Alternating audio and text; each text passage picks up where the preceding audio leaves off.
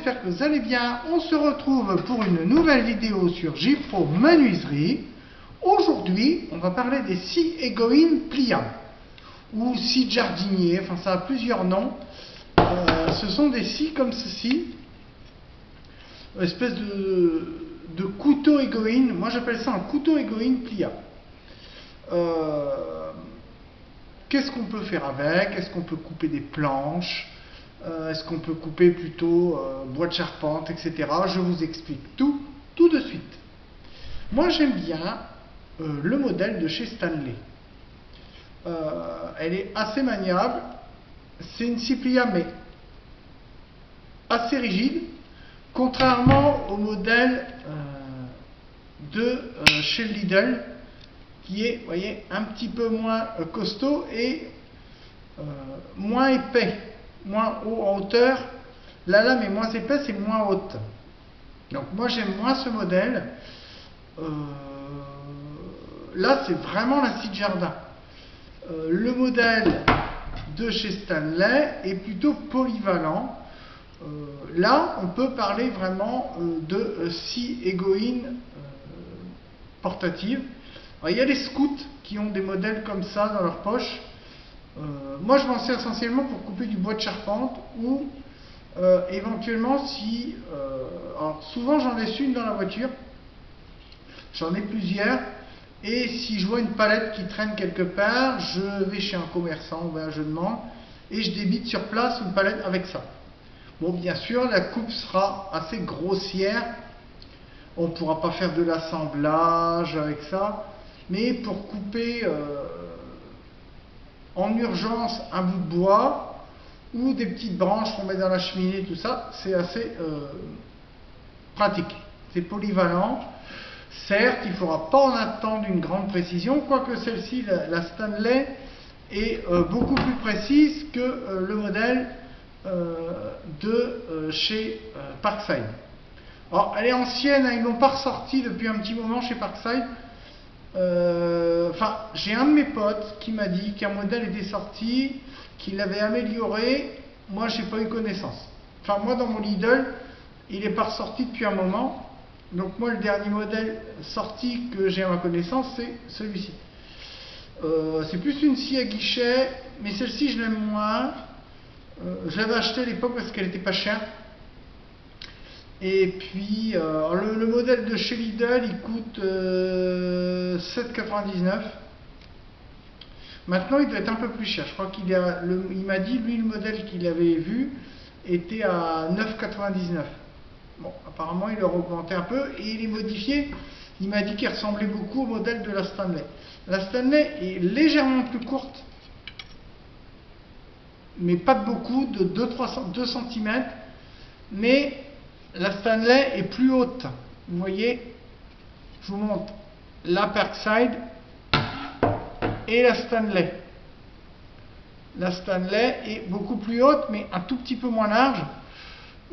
Elle fait voilà, un petit peu couteau, couteau à poisson, couteau. Ouais.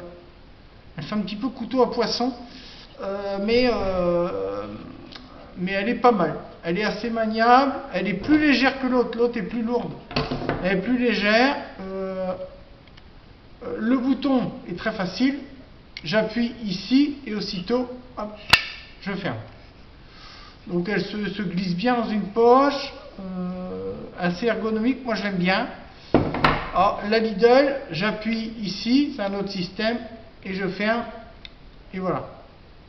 Bon, elle se ferme moins bien, la Lidl, au niveau de la fermeture. La Stanley, au niveau de la fermeture, vous voyez, elle ne bouge plus. Que la Lidl, une fois qu'on l'ouvre, vous voyez, les dents, ils ont tendance à se lever un peu. Donc la qualité est un petit peu moins bien chez le Lidl. Mais elles se valent, mais je préfère celle-ci. Franchement, la Stanley, c'est un beau modèle.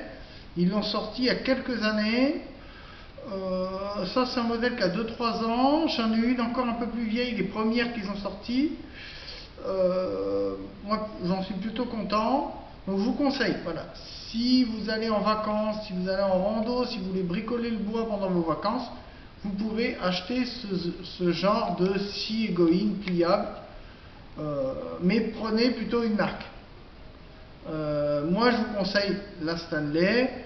Après il y a d'autres marques qui en font. Il y a chez Page qui en a sorti une qui est pas mal, mais à dents japonaises, à denture japonaise. Donc attention, au lieu de pousser, il faudra tirer. Je vous ai déjà expliqué ça dans une précédente vidéo. À denture japonaise, mais la chez Page elle est pas mal non plus. Elle ressemble fortement à la Stanley. Il y a juste la position des dents qui seront un peu différentes. Mais celle-ci, globalement, moi, la scie Egoin portative, la mini scie Egoin pliable, moi j'aime bien. Alors c'est pareil, c'est pas un outil dont on va se servir tous les jours. Ça va être un outil d'usage occasionnel. Je vous dis, on voit une palette quelque part chez un commerçant, hop, on sort ça de son coffre, et puis paf, on débite sur place, et puis voilà. Ça va être un outil de débit, ça va pas être un outil de précision. Une fois, j'ai un ami qui m'a dit, est-ce que je peux faire un tenon avec ça? Un tenon, une coupe d'onglet, non, c'est pas fait pour. Ça sera pas précis. On peut toujours, on pourra toujours faire une coupe d'onglet, machin, truc, mais il va y avoir des éclats. Une fois, j'ai vu un pote qui avait ça pour couper du mélaminé, c'est pas fait pour. Couper, vous savez, les machins, les meubles Ikea, machin truc, là, les tablettes Ikea, c'est pas fait pour. Meubles de cuisine, tout ça, ça sera pas fait pour couper, c'est pas du tout fait pour.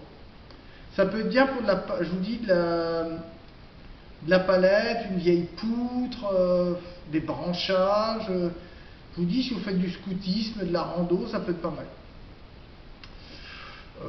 Et dans la caisse du charpentier, très utile. Moi, je vous dis, je suis menuisier, ébéniste, mais ça m'arrive d'avoir ce genre de modèle. Moi, je l'aime bien. J'aime bien. Alors, la Stanley, elle vaut dans les 15 €. Celle-ci, 15 €. Et celle-ci, moi, j'avais payé. Maintenant, elle est plus chère. Mais moi, à l'époque, ce modèle-là, je l'avais payé, je crois que c'était 6,99 € ou 7,99 €, je sais plus. Environ 7 €. Maintenant, je crois qu'il est à 9 € et il est légèrement modifié. Donc 9 € et puis entre 15 et 18 € pour le modèle de Stanley. Mais franchement, elle vaut bien son prix. Et puis la poignée, je la trouve plus ergonomique que l'autre, je l'aime bien. Franchement, elle est pas mal. Pas mal. Alors après, si vous mettez une équerre, le tracé sera pas super droit. Mais bon, la lame est rigide. Donc vous voyez, la lame, elle est quand même... Donc ça bougera pas trop, mais faire une coupe d'équerre avec ça, moi je vous conseille pas. Vous pouvez toujours essayer, mais moi je vous conseille pas. Donc voilà, c'était la petite présentation sur les scies Egoin de poche. Ce que j'en pense. Il faut bien choisir son modèle. Moi voilà ce que j'en pense. C'est correct, mais il faut bien choisir, prendre plutôt une marque. Là, j'ai pas hésité à prendre le modèle de chez Stanley. Et j'ai l'autre, celle-là, moi, elle me dépanne pour faire des bricoles, pour couper des branches dans mon jardin, mais pas pour de la précision, parce qu'elle sera moins précise. La Parkside, elle est beaucoup moins précise que l'autre. Enfin, c'est Florabest, c'est une ancienne, mais c'est distribué par Parkside, par Lidl, mais j'aime pas trop. C'est bien pour dépanner, mais si je veux quelque chose d'un peu plus précis, je vais prendre l'autre. Même si, je vous dis, ces modèles, ce genre de scie reste moyenne au niveau de la précision. Mais la Stanley sera quand même plus précise que le modèle de Lidl, qui sera vraiment, lui, un bas de gamme. Voilà, j'espère que cette petite vidéo vous aura plu. Voilà, si vous voulez augmenter la capacité de votre caisse à outils, vous voulez accroître votre caisse à outils, la faire grandir, vous pouvez ajouter cet outil-là, qui est la scie de poche, qui ne prendra pas beaucoup de place et qui vous rendra bien des services. Voilà. Sur ce, je vous souhaite une très belle semaine à tous, un bon week-end et je vous dis à bientôt sur JPro Menuiserie. Ciao, bye bye.